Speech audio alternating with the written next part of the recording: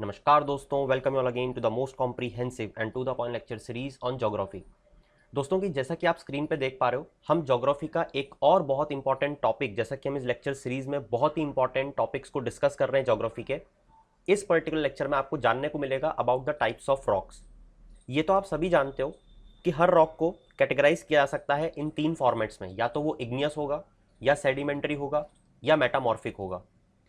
आज आप इस इग्नियस, सेडिमेंट्री और मेटामॉर्फिक के जितने भी सब क्लासिफिकेशंस होते हैं, किस तरीके से बनते हैं, क्या इनके कैरेक्टरिस्टिक्स होते हैं, क्या इनके कलर, परमिएबिलिटी, डेनुडेशन किस तरीके से होता है, क्योंकि आपको ये भी पता होना चाहिए कि इन रॉक्स के थ्रू ही सॉइल बनती है।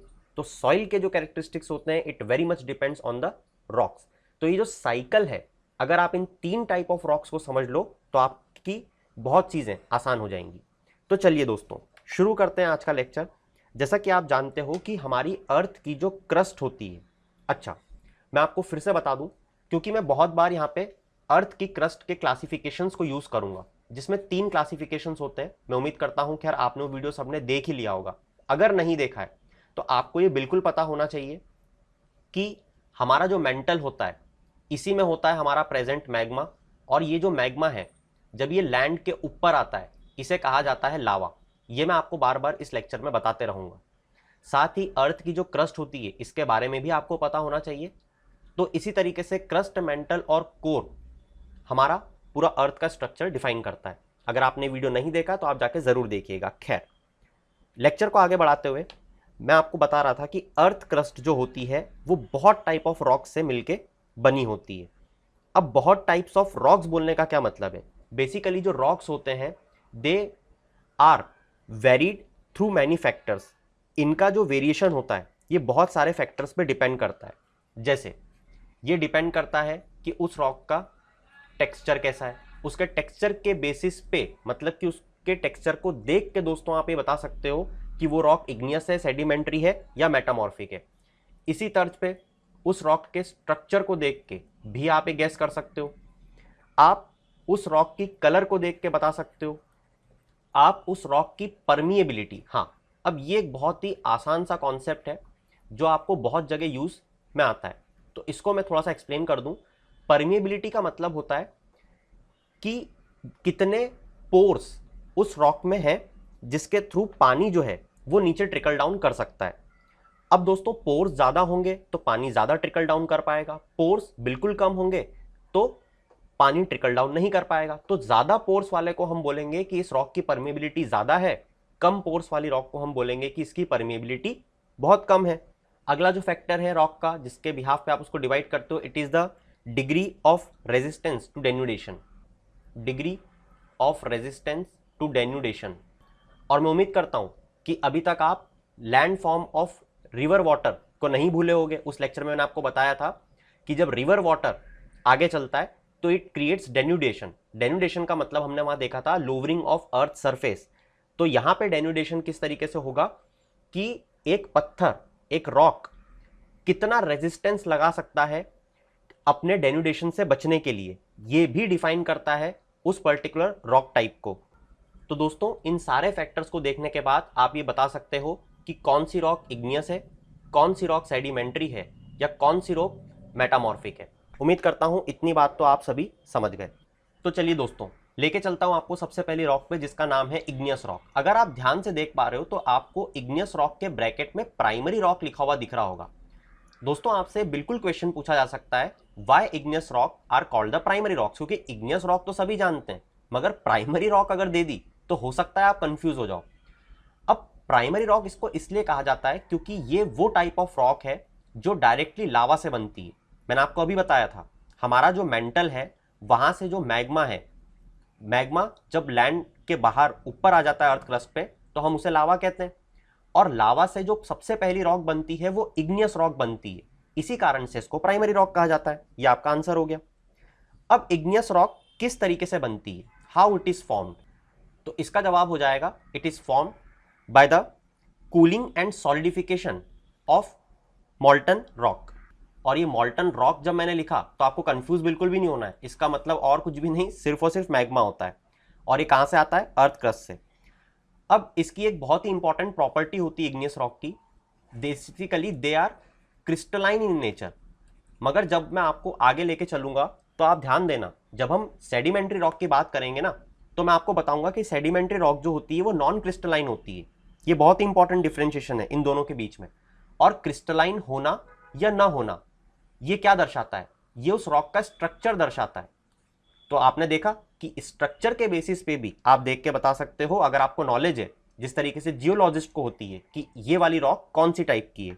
इसी के साथ इसकी एक और प्रॉपर्टी भी होती है कि इग्नियस रॉक कभी भी आपको लेयर्ड स्ट्रक्चर में नहीं मिलेगी, लेयर्ड स्ट्रक्चर में नहीं मिलेगी।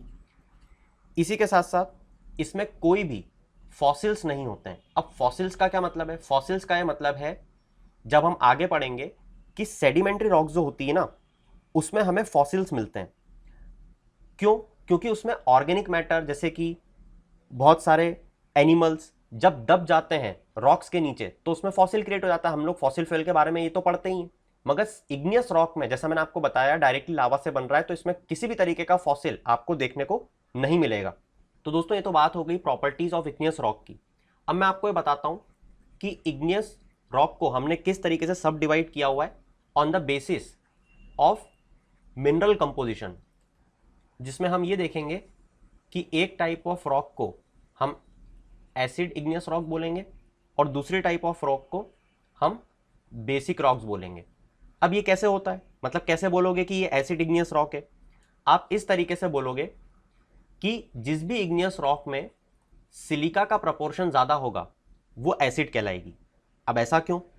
क्योंकि जो एसिड इग्नियस रॉक्स होती है ना, जैसे एग्जाम्पल के तौर पे आपको इसका एग्जाम्पल बिल्कुल पता होना चाहिए, जैसे ग्रेनाइट, ये लेस डेंस होती है और इसका कलर भी जो है ना दोस्तों, वो लाइट होता है, तो लाइट कलर। वहीं अगर बेसिक इग्नियस रॉक की बात करें तो इसमें जो बेसिक ऑक्साइड्स होते हैं उसकी क्वांटिटी ज़्यादा होती है या प्रपोर्शन ज़्यादा होता है। अभी जो बेसिक ऑक्साइड्स होते हैं ये क्या होते हैं? हो सकता है आपसे ये कोई पूछ ले, तो जैसे हमारा आयरन जिसको Fe से रिप्रेजेंट करते हैं, जैसे हमारा एल्यूमिनियम जिसको Al से रिप्रेजेंट करते हैं, जैसे मैग्नीशियम जिसको Mg से रिप्रेजेंट करते हैं। और बेसिक ऑक्साइड से बनने वाली रॉक जो है उसका कलर हमेशा डार्क होगा और वो ज़्यादा डेंसर होगी। तो ये विभाजन किया जाता है on the basis of acid and basic igneous rock. अगला जो क्लासिफिकेशन है it will be on basis of origin. और दोस्तों, on the basis of origin इसको फर्दर दो सबसेक्शन में डिवाइड किया जाता है। पहला कहलाएगा प्लूटोनिक और दूसरा कहलाएगा वॉल्केनिक। आप तो बस इतना ध्यान रखना कि वॉल्केनिक वो है जो अर्थ के सरफेस पे आके कूल डाउन होए। बहुत ध्यान से सुनना, वॉल्केनिक क्या है? जो अर्थ के सरफेस पे आके कूल डाउन होए। तो फिर प्लूटोनिक क्या है? जो अर्थ सरफेस के कुछ डेप्थ पे ही कूल डाउन हो गया, ऊपर आया ही नहीं। क्लियर हो गई बात? अब एक चीज और ध्यान रखना, इतना क्लियर हो गया तो, कि प्लूटोनिक रॉक जो होता है, क्योंकि अंदर ही हो गया कुछ डेप्थ पे अर्थ क्रस्ट की, तो इसको इंट्रूसिव इग्नियस रॉक बोलते हैं।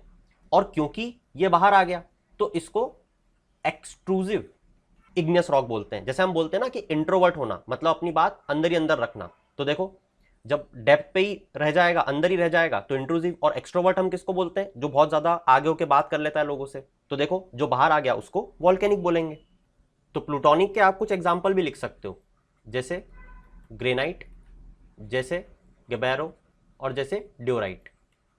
अब दोस्तों, वॉल्केनिक का अगर सबसे अच्छा एग्जाम्पल मैं आपको बताऊं तो वो है बसाल्ट। आंख बंद करके आप इस एग्जाम्पल को कोट कर सकते हो। हालांकि जैसा कि हम लोग देखते हैं यूपीएससी का एक ट्रेंड रहता है कि वो ऐसे ऑफ बीट टाइप के क्वेश्चंस पूछते हैं, तो आप कुछ और भी एग्जाम्पल्स पढ़ के जाओ, राइट। जैसे प्यूमाइस, अब इनको आपको याद ही करना होगा, इसके अलावा और कोई हमारे पास जरिया नहीं है। जैसे ऑब्सिडियन, ये आपको जनरली देखने को नहीं मिलेंगे पॉइंट्स। जैसे डेसाइट्स, जैसे रायोलाइट, ये कुछ नाम आप याद कर लीजिएगा, ये जनरली हमें देखने को नहीं मिलते हैं। अब हो सकता है दोस्तों कि आखिरी में आपसे यूजेस पूछ लिए जाए, या फिर मैं यूं पूछ लूं कि जो इग्नियस रॉक्स होती हैं उसको किस तरीके से यूज किया जा सकता है। तो इसकी एक और बहुत इंपॉर्टेंट प्रॉपर्टी होती है कि दे आर एक्सट्रीमली हार्ड। अब क्योंकि ये हार्ड होते हैं तो इनको लॉन्ग लास्टिंग जो हमें चीज़ें चलानी है उसमें यूज़ कर सकते हैं। And so they are use for road making, they are also use for monument purpose etcetera. तो इस तरीके से हमने पूरे क्लासिफिकेशन को इग्नियस रॉक के पढ़ा। एंड लाइकवाइज अब हम लोग मूव कर रहे हैं सेडिमेंट्री रॉक पे। अब जैसा कि नाम से ही शोकेस हो रहा है, सेडिमेंट्री रॉक ये बनेगी बहुत सारे सेडिमेंट्स के एक्यूमुलेशन से, जो कि हो रहे होंगे from a very long period of time. और जैसा मैंने बताया था कि ये जो सेडिमेंट्री रॉक्स हैं ये किस तरीके से इग्नियस रॉक से सबसे प्राइमरी प्रॉपर्टी पे अलग दिखते हैं, they originate in layer formation. ये हमें लेयर फॉर्मेशन में देखने को मिलते हैं। और साथ ही ये नॉन क्रिस्टलाइन भी होते हैं। जिस तरीके से इग्नियस रॉक क्रिस्टलाइन था, ये नॉन क्रिस्टलाइन होते हैं। और अगर आपसे कोई पूछता है कि जो सेडिमेंट्स हैं ये कौन लेके आता है, तो ये जो सेडिमेंट्स हैं ये हो सकता है स्ट्रीम लेके आ जाए, ये हो सकता है ग्लेशियर लेके आ जाए, हो सकता है कि ये विंड लेके आ जाए, या फिर ये भी हो सकता है कि ये खुद एनिमल्स लेके आए। और जिस तरीके से मैं आपको बता रहा हूं कि ये लेयर स्ट्रक्चर में मिलते हैं, तो आप यहाँ पे देख भी पा रहे होगे, देखो कितने सावधानी से, ऐसा लग रहा है कि किसी ने जमा जमा के रखी हो चीजें, राइट, जबकि ये नेचर ने रखी हैं एकदम लेयर स्ट्रक्चर में। और क्योंकि मैंने यहाँ पे एनिमल का नाम लिया तो यहाँ पे फॉसिल्स भी मिलते हैं। ठीक है ना दोस्तों, तो ये चीज आप ध्यान रखेंगे। अब बात आती है सेडिमेंट्री रॉक्स के क्लासिफिकेशन की, हाउ दे आर क्लासिफाइड। तो इसको क्लासिफाई किया जाता है 3 फॉर्मेट में।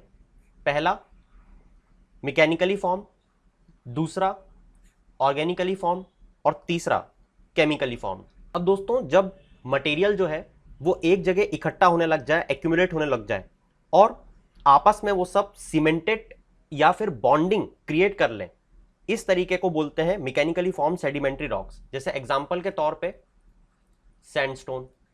अब ये जो सैंडस्टोन है, आपको ये पूछना चाहिए कि ऐसे कौन से सेडिमेंट्स होते हैं जो आपस में अपनी बॉन्डिंग बना लेते हैं या सीमेंटेड हो जाते हैं और सैंडस्टोन को बना लेते हैं। तो बेसिकली ये सैंडस्टोन बनते हैं सैंड ग्रेन से। एक एक ग्रेन का टुकड़ा सीमेंट हो जाता है दूसरे ग्रेन के टुकड़े में, और ऐसे बहुत सारे टुकड़े जब इकट्ठा हो जाते हैं तो ये सैंडस्टोन एक पत्थर बन जाता है। हालांकि सैंडस्टोन में भी क्या अलग अलग स्ट्रक्चर बन सकते हैं, टेक्सचर दिख सकते हैं? हाँ बिल्कुल दिख सकते हैं। जैसे मान लो कि जो कोर्स ग्रेन है, कोर्स का मतलब क्या होता है? रफ। जब ये रफ या कोर्स ग्रेन आपस में जुड़ेंगे तो इसको हम बोलेंगे ग्रिट। मगर उसी की जगह जब बड़े बड़े पेबल्स आपस में मिलेंगे तो हम उसे बोलेंगे कॉन्ग्लोमेरेट। और क्योंकि ये बहुत बड़े बड़े लार्ज पेबल्स मिल रहे हैं तो इनकी जो फिनिशिंग होती है वो ज़्यादा अच्छी होती है। इसका मतलब पेबल्स जो होते हैं वो राउंडेड इन स्ट्रक्चर होते हैं। और मान लो अगर राउंडेड नहीं हुए, एंगल्स पे हुए, तो फिर किसका बोलोगे? तो इसको बोला जाता है ब्रेकिया। अब ये मैंने आपको क्यों बताया? क्योंकि ब्रेकिया, कॉन्ग्लोमेरेट, ग्रिट आपसे पूछा जा सकता है किसी भी रिलेटेड में सैंडस्टोन से। और क्योंकि सैंडस्टोन इंपॉर्टेंट है और सबसे फेमस एग्जांपल है mechanically form igneous sedimentary rock का, तो ये अगेन इंपॉर्टेंट बन जाता है।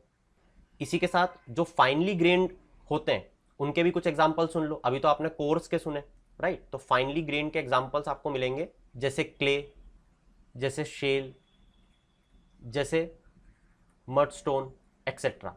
तो ये बात थी मैकेनिकली फॉर्म सेडिमेंट्री रॉक के बारे में। अब बात करेंगे हम ऑर्गेनिकली फॉर्म सेडिमेंट्री रॉक के बारे में। नाम से समझ में आ रहा है कि जो भी रॉक लिविंग ऑर्गेनिज्म के रिमेन्स है। अब ये कौन से लिविंग ऑर्गेनिज्म है? जैसे कोरल्स हो सकती हैं, जैसे फिश हो सकती है, जो बहुत लंबे टाइम तक डिकम्पोज रही और उसके थ्रू ये वाली रॉक बन गई। तो इस टाइप ऑफ रॉक के जो सबसे प्रोमिनेंट एग्जाम्पल हैं वो है लाइमस्टोन, वो है चाक, और इसमें एक और तरीके की रॉक्स बनती हैं जिसको कार्बोनेशियस रॉक बोला जाता है। दोस्तों बहुत इंपॉर्टेंट है, ये कार्बोनेशियस रॉक होती तो ऑर्गेनिकली फॉर्म्ड है, मगर इसमें एनिमल या फिर ऑर्गेनिक मैटर डिकम्पोज नहीं होता है, इसमें वेजिटेटिव मैटर डिकम्पोज होता है, जैसे कि प्लांट्स, जैसे कि फॉरेस्ट, जैसे कि स्वैम्स, और जिसके कारण हमें मिलते हैं हमारे पीएट, हमारे लिग्नाइट और हमारे कोल, जिनकी मॉनिटरी और इकोनॉमिक वैल्यू बहुत ज़्यादा होती है। तो आपने समझा क्या कि जब ओवरलाइंग सेडिमेंट्स कंप्रेस करते हैं प्लांट रिमेन्स को into compact masses of carbon, तो ये पीएट, लिग्नाइट और कोल को बनाते हैं। अब दोस्तों बात करते हैं केमिकली फॉर्म सेडिमेंट्री रॉक्स के बारे में। देखो हमेशा ध्यान रखना कि जो केमिकली फॉर्म सेडिमेंट्री रॉक्स होते हैं ये प्रेसिपिटेशन से बनते हैं। अब आपका दिमाग थोड़ा सा कंफ्यूज हो गया होगा कि प्रेसिपिटेट मतलब तो बहना होता है, क्या है? बह के बनते हैं? हाँ, तो किससे बहे हुए हैं ये? तो दे वर प्रेसिपिटेटेड केमिकली फ्रॉम सॉल्यूशंस। अब अगला क्वेश्चन कि कौन से सॉल्यूशन से बहे हुए हैं, तो एग्जांपल आपको देखने को मिलेगा जैसे डेड सी, इसके प्रेसिपिटेशन से हमको क्या मिलता है, जिप्सम। इसी तर्ज पे और भी ऐसे एग्जांपल्स हैं जैसे पोटाश, जैसे नाइट्रेट्स। तो ये क्लासिफिकेशन थे सेडिमेंट्री रॉक के। उम्मीद करता हूँ आपने बहुत अच्छे से मेरे साथ समझे होंगे। लेके चलता हूँ आपको last type of rock, that is metamorphic rock पे। अब सिंपल सा लॉजिक एक जो याद रखना है आपको कि मेटामॉर्फिक रॉक खुद कुछ नहीं होते हैं, इधर देवर प्रीवियसली द इग्नियस रॉक और सेडिमेंट्री रॉक। तो फिर ऐसा क्या हुआ कि सेडिमेंट्री और इग्नियस रॉक चेंज हो गए? हाँ, बेसिकली जब हीट और प्रेशर इन टाइप ऑफ रॉक पे एक्ट करता है, it lead to the creation of metamorphic rock. And through this heat and pressure जो ओरिजिनल कैरेक्टर होता है रॉक का वो पूरी तरीके से बदल जाता है। इसका एग्जांपल जैसे क्ले मेटामॉर्फाइज हो जाती है स्लेट में। दूसरा लाइमस्टोन मेटामॉर्फाइज होता है मार्बल में।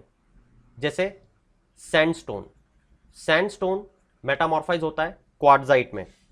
जैसे ग्रेनाइट मेटामॉर्फाइज होता है नीस में। जैसे शेल मेटामॉर्फाइज होगा सिस्ट में। और आखिरी में हमारा एक कोल भी एग्जाम्पल है जो मेटामॉर्फाइज होता है ग्रेफाइट में। तो दोस्तों मैं उम्मीद करता हूं कि तीनों टाइप ऑफ रॉक मैं आपको बहुत अच्छे से समझा पाया हूं।